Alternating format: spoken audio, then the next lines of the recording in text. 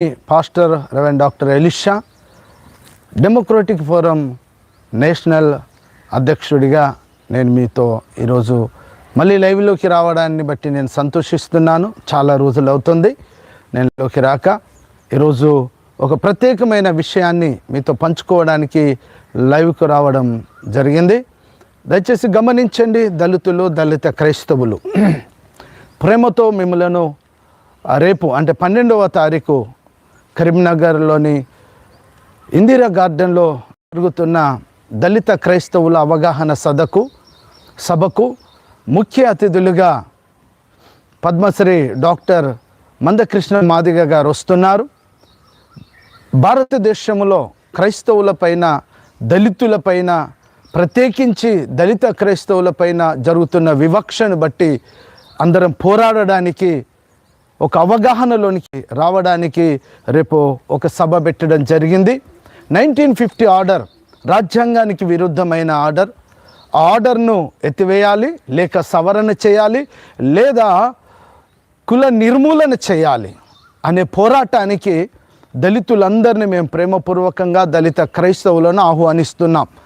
పాస్టర్లు, సంఘ పెద్దలు, విశ్వాసులు అధిక సంఖ్యలో రేపు జరగబోతున్నటువంటి దళిత క్రైస్తవుల అవగాహన సదస్సుకు అందరూ కలిసి రావాలని ప్రభు పేరట మనవి చేస్తున్నాం. దయచేసి లైవ్ వీక్షిస్తున్న వారు మీరు మీ స్నేహితులకు, మీ బంధువులకు అందరికీ చెప్పండి. అందరినీ తోడుకొని రండి.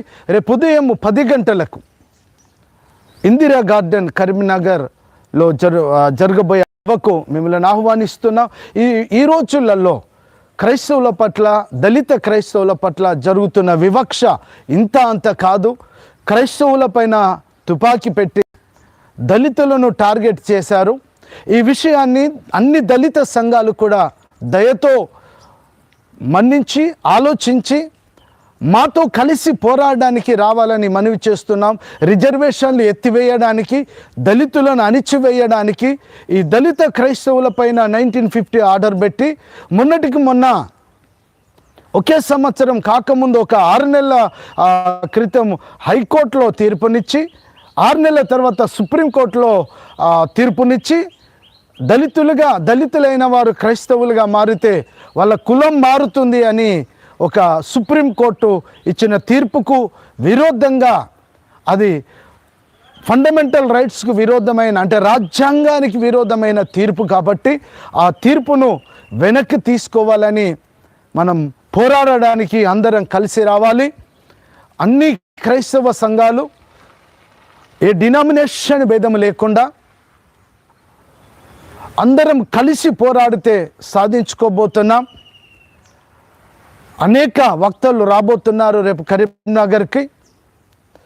CDF Christian democratic forum Telangana రాష్ట్ర కమిటీ, తెలంగాణ అన్ని జిల్లాల నుండి క్రిస్టియన్ డెమోక్రటిక్ ఫోరం జిల్లాల అధ్యక్షులు కూడా కదిలి వస్తున్నారు. కాబట్టి కరీంనగర్లో, ఉమ్మడి కరీంనగర్ పాస్టర్స్ అందరం కలిసి నిర్వహిస్తున్న ఈ సభకు మిమ్మల్ని అందరినీ ప్రేమపూర్వకంగా ఆహ్వానిస్తున్నాం. రండి, పోరాడుదాం. తప్పకుండా మన హక్కులను మనం సాధించుకుందాం. రాజ్యాంగం మనకిచ్చిన హక్కులను మనం సాధించుకుందాం. డాక్టర్ బాబాసాహెబ్ అంబేద్కర్ గారు